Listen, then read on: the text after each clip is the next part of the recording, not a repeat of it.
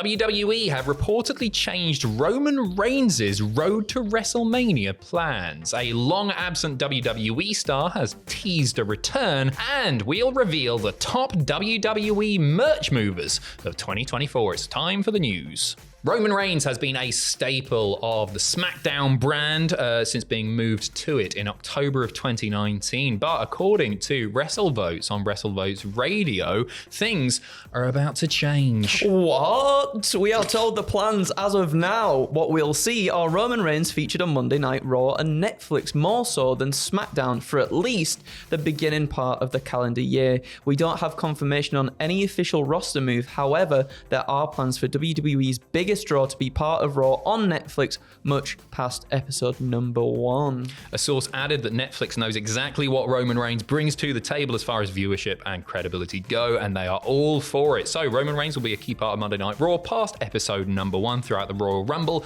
and they would imagine all throughout the WrestleMania season. Interesting stuff. It contradicts a report just from last week where it was said that, Roman and Cody are going to be on that Netflix show, but they're still very much SmackDown. It looks like plans may have changed in the last week or so. It's not a surprise. Roman Reigns, massive draw, face of Monday Night Raw. He could become, no disrespect to Gunther, obviously, but Roman Reigns, the biggest star. I'm going to fantasy book this. Go on. Right, I'm going to do this all the way up to WrestleMania. Oh, baby. People are going to hate this. John Cena wins the Royal Rumble, faces Cody Rhodes, passing of the torch moment at WrestleMania. Meanwhile, we get Rock versus Roman on the Raw side of things. That's the way that I do it, because then you've got two massive blockbuster main events at WrestleMania, do one each night, and each one is old versus new, isn't it? That's quite good. I quite like that. Yeah. Two different generational things happening there. Yeah. I like that. And again, I was also thinking about what story could we tell and what could we potentially tell with Roman Reigns being on Raw. Obviously, we see members of the bloodline go between each brand as it is anyway, but I think storyline-wise, they'll want to give Roman something quite meaty to sink his teeth into. Recently, we've got all the War Games stuff and whether Seth Rollins will be a part of that War Games team or not. Maybe they do like a Seth and Roman program heading into things, because again, that's like a big storyline thing for them too in the history that they've had. Maybe they would want to push that further than, just a one and done thing at Survivor Series. They keep teasing it, though. I feel like it's a story that'll never really end, that one, and I think you can go back to that at any point. Obviously, we got the Rock stuff with Cody, and he handed him whatever it was, and he put it in his pocket and everything. I think also you can get to that later. To me, those are the two biggest money matches. If Rock is available for WrestleMania, those are the two that personally I would like to see the most. What do you think? Let us know in the comments. One place you won't be able to watch WrestleMania is, of course, the WWE Network, because everything's shifting over to Netflix. You may have seen an ad drop yesterday. Netflix dropping its first ad promoting WWE coming to the streaming service, which was main evented by... Well, let's go in order. It went The Rock, and then it went John Cena, and then it went Andrew Hawkinson and Adam Pacitti from Cultaholic. We got literally the closing the final shot, and it's us being knob-ends. Anyway, they are going over to Netflix, and an email went out this morning to WWE Network subscribers in affected territories, announcing that the network is indeed closing on January the 1st, with Netflix becoming the new exclusive home of WWE. Some interesting wording in this that I want to analyze a little bit. They say all of WWE's weekly programming, including Raw, SmackDown, NXT, will air on Netflix internationally. All WWE pay-per-views slash premium live events will also air on Netflix, as well as historic PLEs and select programming. Everything that I've seen, and I've seen a transcript with somebody that had a chat with one, like a Netflix customer service representative.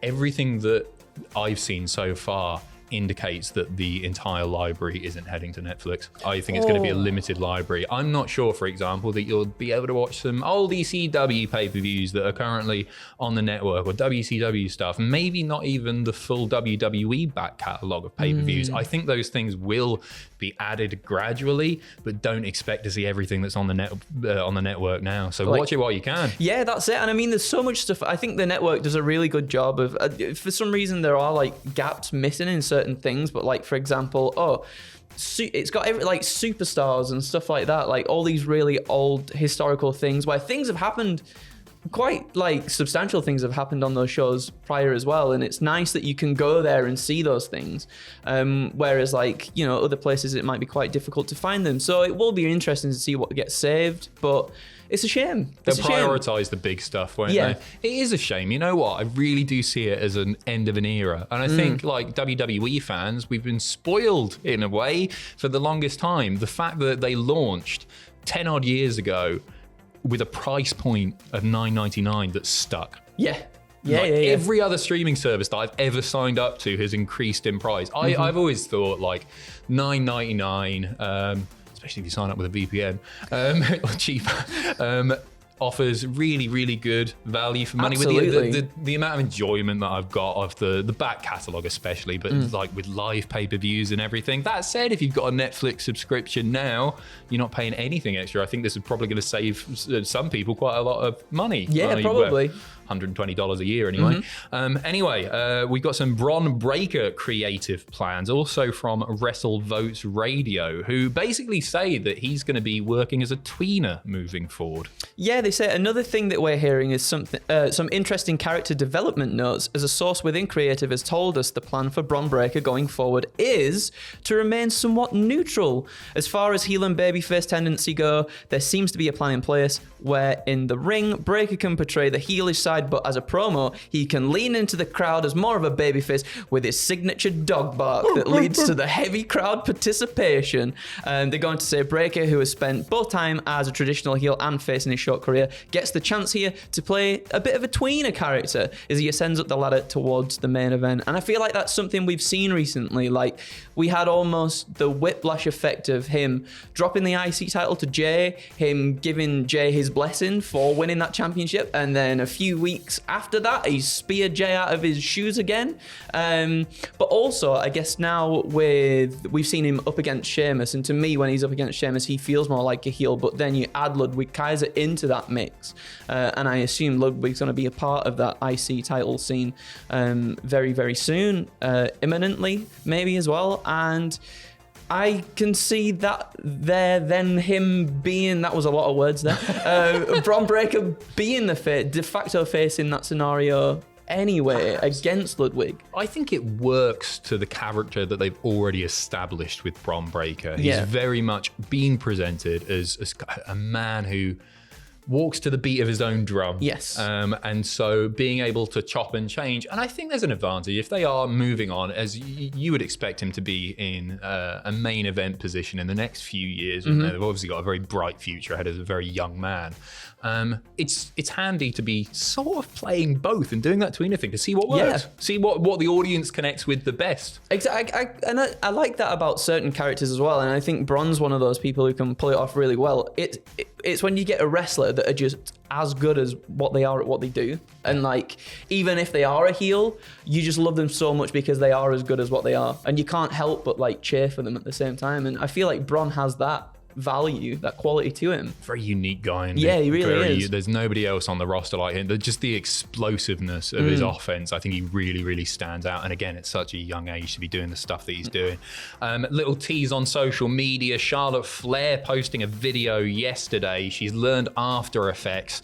It is that's not there's a block of ice, right? And it cracks open and there's a diamond inside, and there is an image inside the diamond of Charlotte Flair. She's teasing a return. It looks like it's not that far away. The obvious place for it is either the Netflix premiere, or they could do the Rumble and have her as a surprise entrant of that. Yep. She was, serious injury that she had as well. She tore out ACL, MCL, and meniscus during that match with Asuka back in 2023, or December 2023, and then she had surgery to repair that. So we send her our very best, of course, and we will finish off with some top merch sellers in WWE. WWE Shop revealed who the 10 best merch sellers in the company of this calendar year have been. So it could all change. We're not quite out. If somebody goes and buys loads of Santos Escobar merch tomorrow, we could change this and they'll have to update it. But right now, top merch seller of the year. No, let's do this as a top 10. I'm going to go back. I'm going to go back. Right.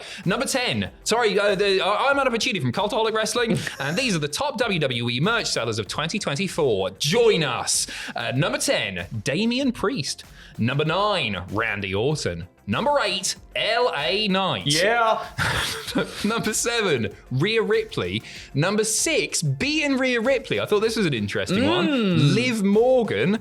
Number 5, John Cena. Despite the fact that he's barely there anymore, he's still shifting a heap of merch. Beating John Cena. Number 4, Jey Uso. That's cool. That's a really cool spot to be in there. Like, Jey's just over as hell. Super merchandisable, isn't he? Number 3, CM Punk. Number 2, Roman Reigns. And number 1, to the surprise of absolutely nobody, is the American Nightmare himself, Cody Rhodes. I don't think any of those are too surprising. I was surprised to see Liv Morgan beat Rhea Ripley because Rhea's just so popular. That's true.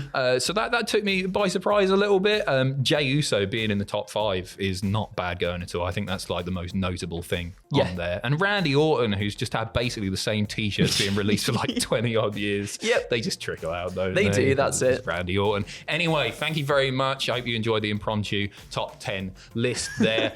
We've got pictures and predictions on the channel right now for Full Gear. You can go and watch those. You can join myself and Sam Driver for the live stream tomorrow night, followed, of course, by what happened on the channel. And then a little bit later, you'll be getting WTF moments over on Patreon for the pay-per-view. Enjoy the rest of your day. I was a bit weird on the last outro, so I'm going to let Andrew do it.